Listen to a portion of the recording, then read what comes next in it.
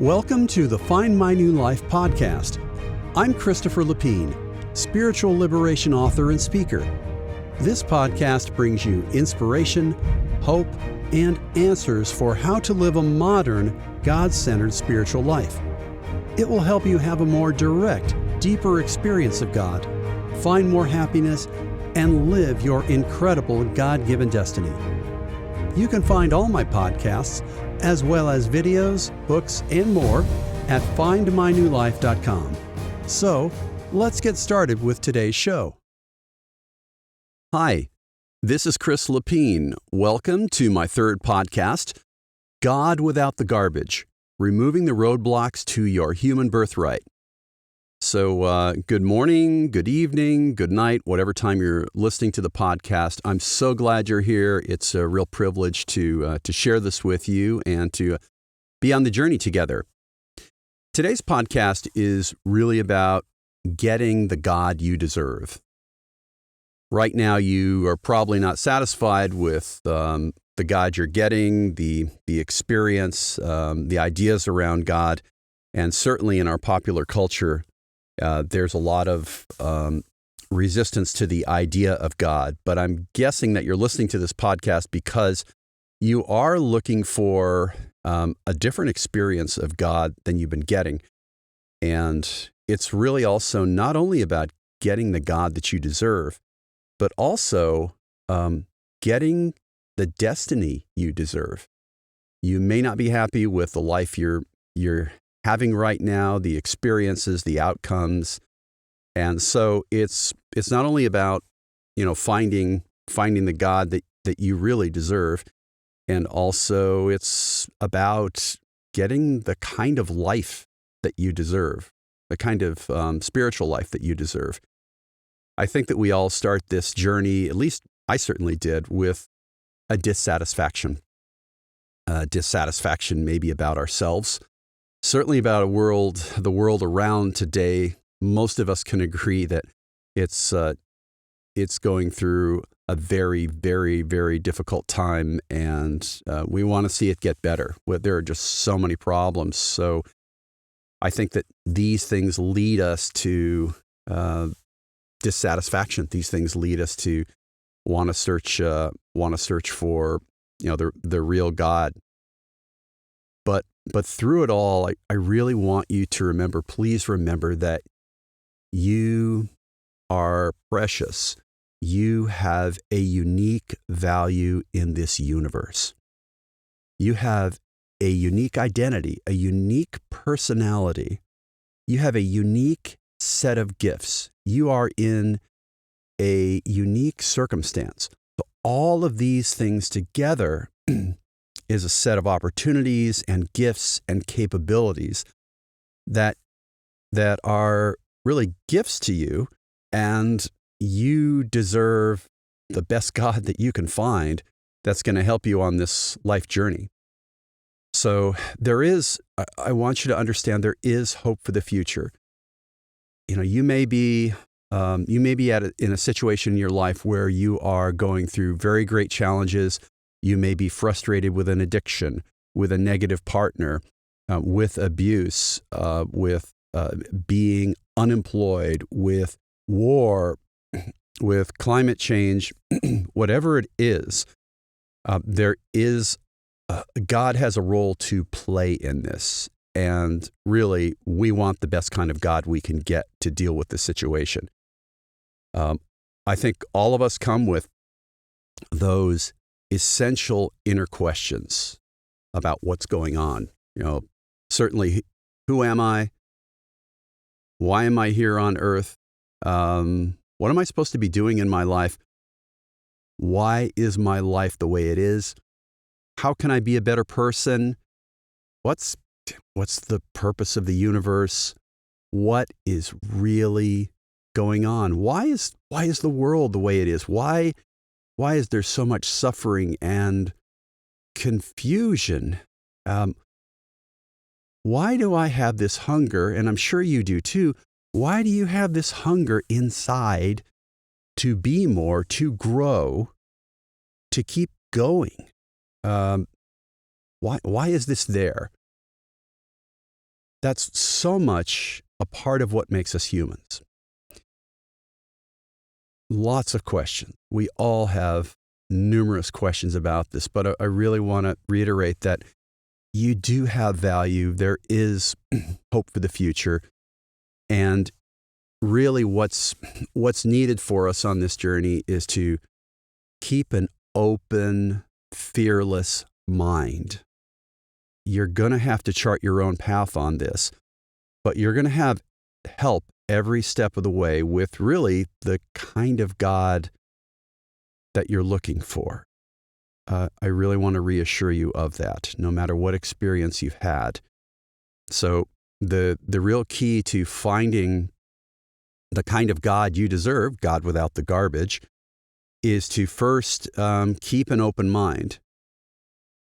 Be willing to take some risks with your thoughts. That's the key. Now, but on the other hand, you don't want to have a foolish mind. You don't want to just accept what I'm telling you. You don't want to just accept what someone else may be telling you. So you want to think about these things. You want to ponder them, and then make your own decision. Part of the garbage part of God is just accepting what people tell you. That's really what's led to many, many problems. So in order to really get the kind of God that you deserve, in order to discover the kind of God that you deserve and the kind of life you deserve, in order to find your destiny, you have to be open. So fortunately, I think you're coming with really the keys to do that. So the keys to this whole reinvention of God, this reinvention of yourself, reinvention of your life is your openness, your hunger for really discovering the truth. There really is a truth out there. It's not that I have one truth and you have another truth, and that it's just relative. If you look at the sky and it's blue, and I look at the sky and I say it's green, there is really one core truth there. We may differ on, the way we describe the sky, etc. We may differ on the way we describe God, etc. But there really are some core truths out there. So your efforts are going to help you find those core truths, and you'll find them within yourself. You'll find them by really your inner response to what you're being told. So here are really the essentials I want you to think about today of your journey. These tools are going to help you first discover the truth about God, discover a God without the garbage, and also move forward in your life. So the first one is you got to be sincere, of course, in your desire. You have to be honest with yourself that, yes, I desire to grow. I have a desire to find out what's going on, to find out the truth about myself, the truth about the real God. And I have to put forth effort. I have to be open. I really have to be sincere and hunger for that truth, to be open to what's going to come. And this foundation is going to equip you to begin the journey. It's really a lifelong journey, but to start those initial discoveries, to get a new perspective, then you're going to need those essentials. And it's first about allowing your thoughts to be changed, because it's our thoughts that are determining what we can experience. They're like doorways, or they're walls. You can have walls or doorways. So for example, if I have an assumption that everything that you tell me about, let's say Seattle, Washington, USA, if I have an assumption that Seattle is a terrible place, period, and then you come along and you say, hey, I've been to Seattle, It's beautiful. There's lots to do. If I have that wall up there, if I have that prejudice, I am not going to be able to experience the truth about Seattle. I'll never go to Seattle. I'll never open the doorway to get there or even experience it. So, of course, we don't want to just accept, right? In that instance, my friend maybe told me about how wonderful Seattle is. I'm not just going to accept it as the truth, but I'm going to say, I'm going to be open-minded and say, yeah, maybe it is a great place and I want to check it out. I want to go there. And then you go there and you discover the truth about Seattle. It's really the same for, the thoughts we have about God, about ourselves, about the world, about the universe. Whether we realize it or not, we have a lot of assumptions. We have a lot of thoughts that are either doorways or they're walls. If they're a wall, it's prejudice, it's assumption, it's stereotyping. Those are walls. Sometimes an assumption or a stereotype is true. Many times they're not. There are certain assumptions we have that are usually true. For example, when I walk into a room, there's going to be electrical power, there's going to be a light switch, there's probably going to be a light. These are basic things that help us get through life. But when we start applying them to conclusions about God and our lives, we have to be very, very careful because many of these things are really walls. So it's again, let's go back to, it's about being willing to accept new insights, accept the truth. Now, how do you even know what's true? And that's going to help us find God without the garbage. How do we know what's true? That's the tricky part. And it's about also being a little brave. It's, there's a lot of uncertainty around this if when we just start out. So, you may have been told certain things about God your whole life or about yourself. And believe it or not, there is security. There's a strange form of comfort in being told what to think, in being told what to do. Because if you're told what to think and you're told what to do, if you accept that, if you don't make any effort beyond that, if you act automatically, then you don't have to try. You don't have to grow. There is some comfort in that. I'm not saying you're not going to be satisfied. You're not going to be truly happy. You're not going to be truly fully human. But a lot of people take the comfort route, take the easy way out. A lot of people are passive. So as we go together in this adventure, and I'm on the same adventure, and I have certain assumptions, I have certain prejudices, stereotypes, etc. It's an eternal process of being sincere about wanting to know the truth, being sincere about wanting to grow, and just putting out the consistent daily effort to do it. We're going to miss once in a while. We're going to fall down. It's just part of it. But as long as we keep trying, as long as we're sincere, then we're going to make progress. That's the beauty of it. We don't have to be all-stars. We don't have to be these amazing people. We're going to grow in that process. Sometimes the growth is sudden. Sometimes it's slow. Usually it's slow, but the satisfaction can be consistent. And that's really the best part of this whole process. So please, I want to assure you again that you have value. There is hope for your future.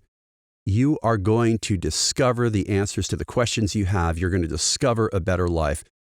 You're going to discover adventure. You're going to get God without the garbage. I promise you, if you sincerely put out the effort, if to find the truth, being willing to let go of some of your assumptions and growth. So let's think about some of the roadblocks that we're dealing with today, because they're pretty big. There is a reason that fewer people are going to a church or being part of a spiritual community. There's a reason that not as many people have the beliefs that they did before. And a lot of it is that, what we've been taught just isn't working today.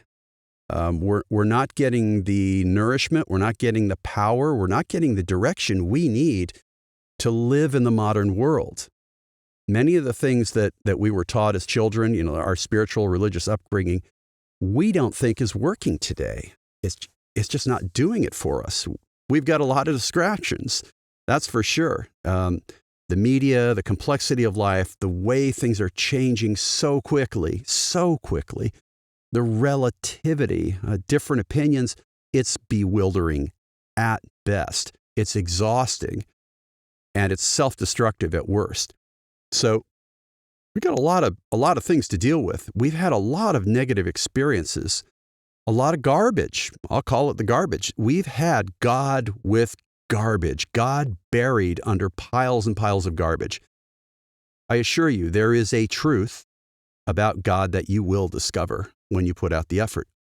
And the place you're going to discover it is inside of yourself. You do have a sense inside yourself, let's call it a spiritual sense within you, that is able to perceive the truth about God, that is able to perceive truth. Now, sometimes it takes a while to know what's true. You have to keep going back and feeling that, being in touch with that through some type of meditative experience. But you will know the truth. Eventually, it'll get stronger every day. You'll be more certain of it.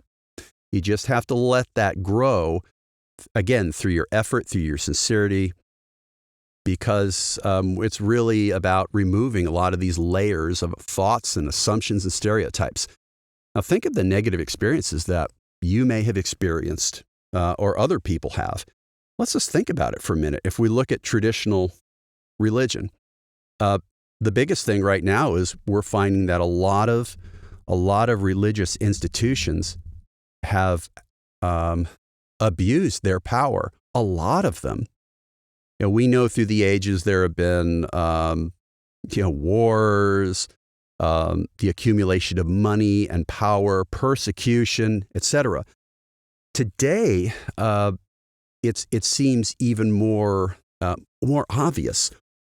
You turn on, you may pick your media, you can find sexual abuse scandals where people in power just abused boys, women, you name it. We find people running religious institutions and living in tremendous luxury. It's widespread. We have churches, in the United States at least, where people are bringing automatic weapons to the service. This isn't widespread. We have people being hypocritical, persecuting others, and they say they're religious. And it goes on and on. You may have been taught that God is an angry God, that God is some old man that's judging your life, that has a microscope out, just making a list of what you've done wrong. And when you do something wrong, he's checked it off, and you're either going to hell or you're going to heaven. And in the end, if you're going to hell, you're going to suffer for eternity. That's another idea that's floating around there about God, that God is angry, that God doesn't really forgive you, that there's a lot around that somehow as a baby, here's another one, that you were born with sin on your soul, with some type of debt, and that unless you repay that or eliminate that debt, that you cannot experience the love of God. These are all false assumptions. These are negative experiences. And we've also been taught in the wider culture that God is a taboo subject. We just don't want to talk about God. We're going to keep it. We're going to call it mindfulness. We're going to call it whatever. But one of the biggest taboos in Western society is that you're just not going to talk about God. And I think the reason that exists is that there's been so much negativity around God, especially when you look back at the Middle Ages. The church, at least in the Western world, the Christian church, the Catholic Church, was totalitarian, controlled every aspect of life, many times persecuted people, many times tortured people. And it was absolute monolithic in Europe, and that's what the Reformation was all about. So when you look at all of this experience, there was a revolt by intellectuals against all of this, and we're still living with that today. Now, Western society is still, in a way, revolting against the totalitarianism of that church. So we're in a place where we think God is covered with garbage, and we think God is really, pretty bad God. There is a widespread antipathy or confusion about God because of I'll call it garbage, right? It's the sexual abuse scandals. It's the misuse of money and power. It's the anti-God culture. It's all out there. There are assumptions that God cannot be a person, that God cannot be a person you can talk to. Right? That's an assumption. I'm not going to try to change your mind on that, but these are things that your spirit will teach you as you go within. But the God that you deserve is a God that's better than you can possibly imagine. And I'd like you just to think for a moment about stripping away all of that garbage and what's left over.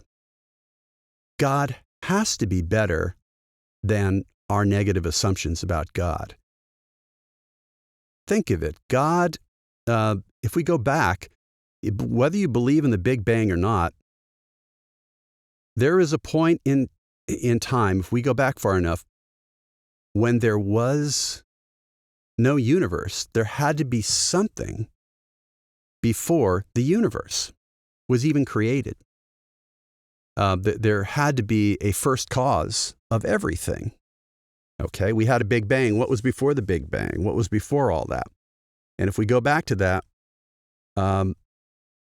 there has to be a God, even intellectually when you think about that. And as you start to think about your own experience, your inner spirit, if you are open, if we remove the garbage, I ask you to suspend these assumptions and just let your inner spirit start to teach you. I think you're going to realize that you really are going to get the God you deserve. And here's what I'm thinking. You will begin to learn that you are a child of God, of the God that created the entire universe. Just accept that. Accept that this God is the source of all good, the potential for all good. Think of the most amazing human beings that you admire. God is far, far, far beyond that and is the potential for that. God is absolute love. God is a being that you can have a relationship with. You are a child of God. You have an inner spirit that is part of God and is showing you the way. God is absolute love. God is the absolute person and will give you security, assurance, confidence, power, and peace. God existed and will always exist independently of any religion, any philosophy, any culture, any person. God is there. So all the negativity, all the garbage is just that. It's just stuff blowing around. And we need to cut through that. I encourage you to cut through that and kind of suspend many of these assumptions about God and realize that so much of this is because we have had negative experiences with people who say they're religious. we have had false teachings about who God really is, and it's led to a lot of pain. But I want to encourage you for a second to just open your mind about who God really is. I'm going to read you something from the Urantia book, and it's a parable from Jesus. And just to open your mind for a minute, but this is the kind of God that we have, a God without the garbage. Okay, here's the quote from Jesus in the Urantia book. A certain man had 2 sons. One, the younger, was lighthearted and carefree, always seeking for a good time and shirking responsibility, while his older brother was serious, sober, hardworking, and willing to bear responsibility. Now, these 2 brothers did not get along well together. They were always quarreling and bickering. The younger lad was cheerful and vivacious, but indolent and unreliable. The older son was steady and industrious, at the same time self-centered, surly, and conceited. The younger son enjoyed play, but shunned work. The older devoted himself to work, but seldom played. This association became so disagreeable that the younger son came to his father and said, "Father, give me the 3rd portion of your possessions which would fall to me, and allow me to go out into the world to seek my own fortune." And when the father heard this request, knowing how unhappy the young man was at home and with his older brother, he divided his property, giving the youth his share. Within a few weeks, the young man gathered together all his funds and set out upon a journey to a far country. And finding nothing profitable to do, which was also pleasurable, he soon wasted all his inheritance in riotous living. And when he had spent all, there arose a prolonged famine in that country, and he found himself in want.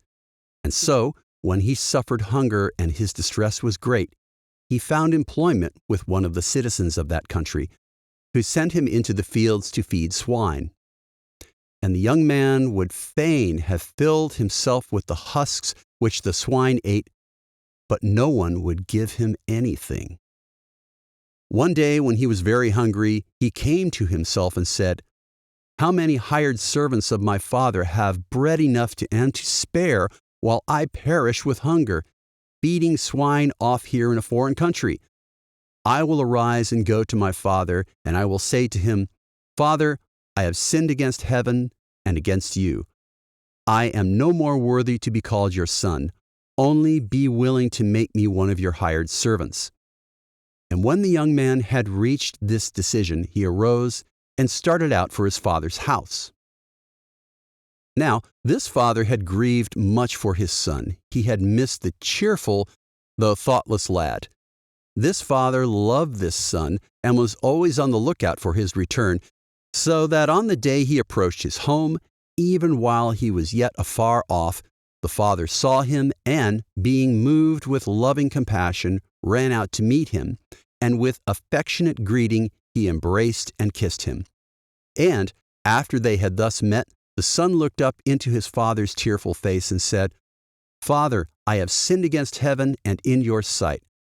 I am no more worthy to be called your son.' But the lad did not find opportunity to complete his confession, because the overjoyed father said to the servants who had by this time come running up, 'Bring quickly his best robe, the one I have saved, and put it on him, and put the son's ring on his hand, and fetch sandals for his feet.' And then, after the happy father had led the footsore and weary lad into the house, he called to his servants, 'Bring on the fatted calf and kill it, and let us eat and make merry. For this my son was dead and is alive again. He was lost and is found.' And they all gathered about the father to rejoice with him over the restoration of his son. About this time, while they were celebrating, the elder son came in from his day's work in the field, and as he drew near the house, he heard the music and dancing. And when he came up to the back door, he called out one of the servants and inquired as to the meaning of all this festivity. And then said the servant, 'Your long-lost brother has come home, and your father has killed the fatted calf to rejoice over his son's safe return. Come in that you may also greet your brother and receive him back into your father's house." But when the older brother heard this, he was so hurt and angry, he would not go into the house. When his brother heard of his resentment of the welcome of his younger brother, he went out to entreat him. But the older son would not yield to his father's persuasion. He answered his father, saying, "Here these many years have I served you, never transgressing the least of your commands, and yet you never gave me even a kid that I might make merry with my friends. I have remained here to care for you all these years, and you never made rejoicing over my faithful service. But when this your son returns, having squandered your substance with harlots, you make haste to kill the fatted calf and make merry over him." Since this father truly loved both of his sons, he tried to reason with this older one. "But son, you have all the while been with me, and all this which I have is yours. You could have had a kid at any time you had made friends to share your merriment. But it is only proper that you should now join with me in being glad and merry because of your brother's return. Think of it, my son. Your brother was lost and is found. He has returned alive to us." This is one of Jesus' favorite parables from the Urantia book, and this is a God without the garbage. This is a God that has unconditional love no matter what you've done in your life, no matter what you've said to God, no matter what you've squandered, that God really wants to help you go forward.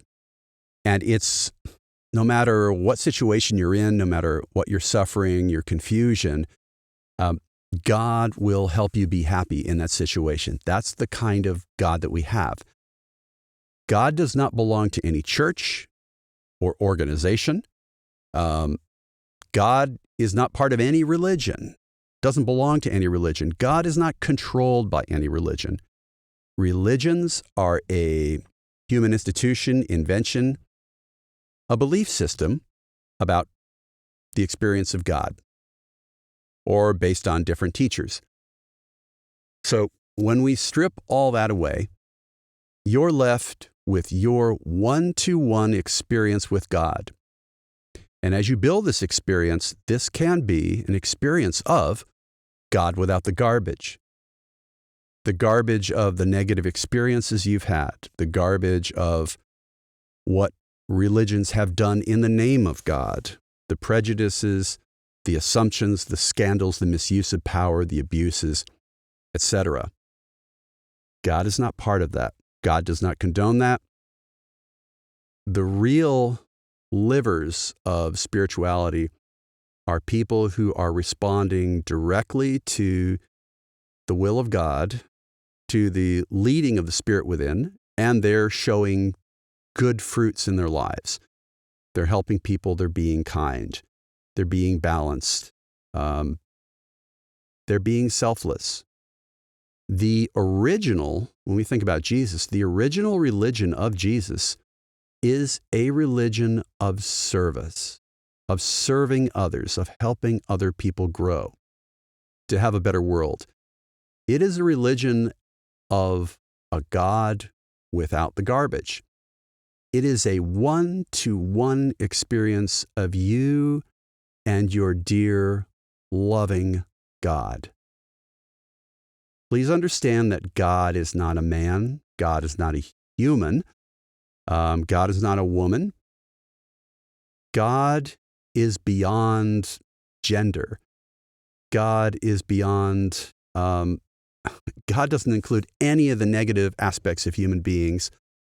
And, the very, very best that we can think of in a person is an infinitesimal bit of the eternal goodness of God, of the infinite total goodness of God. You will discover these truths within when you come with that sincerity, that hunger for truth, when you put forth the effort and you look inside, you will discover this. You will discover a God without the garbage because you deserve this. This is what you were meant for. This is your human birthright. Your human birthright is as a child of God, as a son or daughter of God. That's your birthright. Think about it. The very creator of the entire universe, all those billions of galaxies, all the people on them, all the stars, everything, all of that life. That creator, that all-powerful, all-loving creator of all reality, of an endless universe, is your loving, universal Father. Not a male, not a man, not a woman, but takes the role of a father, of the initiator, upholder, and sustainer of all reality. And that part of God, that God, has placed a part of himself inside you, a divine spirit that is your direct link to him. So you have an instantaneous phone line to God. And when you come with that sincerity, with that hunger for truth, with that open-mindedness, and you sit and you wait and you take time to be with God, you will gradually discover the truth about yourself and God, and then it'll be an eternal adventure, an eternal growth. So you can do it. You really can. Things can get better. It's a gradual process. It isn't going to be instantaneous. But please, please be assured that God is independent of these religions, and you can have a direct experience of your loving, dear divine parent. Let's take a look at the steps to find God without the garbage. Now, the steps are very, very simple, but in the beginning, they're a little difficult. So, step number one is you have to come with a sincere desire for the truth and growth above all else. If you're not sure about whether you're interested in finding the truth, if you're still holding on to those negative assumptions and stereotypes and those experiences, it's going to be harder. You're just not going to be able to get through. But what you need to do is, when you feel the desire to know more, when you have that curiosity about life, about yourself, immediately make time wherever you are to be silent and express that desire for truth. Whatever your belief in God is, whatever your negative experiences may have been, just express your heart inside yourself about this desire for truth. Keep doing that and listen. So it's that you're pouring your heart out. So number one, you're going to pour your heart out sincerely with a hunger for that truth and a desire to move on and grow. And as you do that, you will gradually experience more and more of the Spirit within, of God. And as you do that, you'll start to learn more and more about the nature of God. You will discover God without the garbage. You will discover that your loving, universal Father is more amazing and stupendous than you could ever imagine, and that the best possible future you can imagine, the most amazing, rewarding future, is nothing compared to the spiritual adventure and your birthright, your destiny that He has defined for you. Remember, you are a unique combination of who you are, your personality, your gifts, your place in life, and your place at this time in history. You have a unique contribution that you can make, and that if you choose, if you go forward, this is an eternal process. you will be resurrected after you die. And be assured, and that's what I talked about in my last podcast, that you will be. Membership in an organization, membership in a church is not the ticket, of course, to resurrection. The ticket to this eternal journey is being willing to listen to the divine leading and follow it. What you believe actually isn't even the ticket. Accepting the truth within, the truth that you are a child of God, that you have an eternal destiny, that opens up advanced levels of truth and teaching. And that's a great thing when you get there. But if you have a desire for God and you start to follow that leading, that's going to get you there. So the steps of find God without the garbage, once again, it's making those times to pour out your heart completely and then listening. Many people refer to this as prayer. Right now, the popular term is mindfulness. But just find a place where maybe it's in your room, maybe it's in nature, where you're just going to sit for a little bit, do a little bit every day, a little bit every morning, maybe a minute at first. If you do it every day, it'll grow. And you will begin to discover God without the garbage. You will begin to have your deepest desire, your deepest hunger for truth satisfied. You'll start to get answers. You'll start to feel the absolute, complete love of the Creator of the entire universe. Within you, God is going to give you the God without the garbage. The ideal God will give you everything you need to move forward in your life, to grow spiritually. God answers prayers with spiritual growth, with power, with assurance, for more advancement, to find your destiny. And that's really how you find that path forward. As you spend more time with God, you will learn more truth. When you spend more time with the God without the garbage, you begin to realize that leading. And as you follow that leading, my friend, you will increase your capacity to feel it more and to know God at a deeper level. That's the beauty of it. It's like a muscle. You just keep expanding and getting stronger. You increase your capacity the more you try. Just trying is good. You're going to have your own path. You're going to have your own unique adventure that God has for you. And it will be endless. And that's really God without the garbage. So please don't allow anyone for a moment longer to keep you from the God you deserve, to keep you from your human birthright, to keep you from your eternal birthright given to you directly by the universal Father, by your Heavenly Father, the ultimate creator, sustainer of the entire universe. Don't let anyone take that from you, no matter what you've been through. You've suffered enough. Don't let them keep taking your birthright from you. Despite what our culture may say, despite the negative experiences you've had, despite your disappointment, know that none of this can truly stop you if you want to know the truth. God is waiting for you.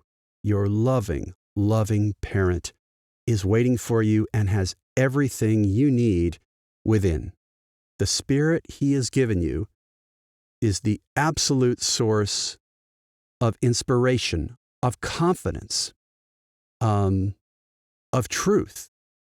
And you can go forward from there. You can go out into the world confidently, listen to different people talk about truth, read things, observe things, and your inner spirit from our loving Heavenly Father is going to let you know if that's true or not. Your inner spirit is going to give you the strength to face challenges in your life. The spiritual life is not about avoiding challenges or just trying to feel peaceful or It's not about that. Your birthright, human life, now and after death, is about taking that adventure and growing, about stretching yourself, about pushing yourself. Right now, that might not seem possible. That's okay. But you will gradually grow into a person more capable, more confident, more accomplished than you could ever imagine, despite what you think of yourself, despite your limitations. Because the ultimate source of power and inspiration and light and truth is within you. The Spirit of our loving Heavenly Father, of our loving universal Father, is within you. There is no limit. When we give ourselves absolutely to discovering the truth, to discovering the divine leading for ourselves, and when we try to follow that leading, every time we try, we grow our capacity. There's a new divine invasion of our souls, and we grow and grow and grow toward that greater person. Remember, it's not the speed of your growth that's important. It's just that you're making progress. This is not going to be instantaneous, but I promise you, when you take the time and give yourself to this, it will be beneficial. Just do a little bit every day and grow from there. And you can have the God without the garbage. You deserve it. It's time for a new era in your life. It's time for a new era for humankind. So thanks again for joining me today on podcast number 3 for Saturday, November 26, 2022. This podcast has been God Without the Garbage, removing roadblocks to your human birthright. You deserve it. So I hope you have a great week, and I'll see you next time. Of course, you can check out my website for more info. And December 10th, don't forget, December 10, my new book, Profound Prayer, is coming out. It's on Amazon. Actually, you can pre-order it right now for the ebook for 1/3 the regular price. I think $2.99 US dollars. But anyway, there's lots of free stuff on my website, etc. I hope you have a great week and a great day. Take care now. Bye-bye. Thanks for listening today. I hope it helped you on your journey. Go to findmynewlife.com for all my podcasts and much more. If you'd like to contact me with ideas or requests, use the Contact Me link on that website. I wish you the best on your spiritual journey. Remember, you are a child of God and we are family. You could claim an amazing destiny. See you next time.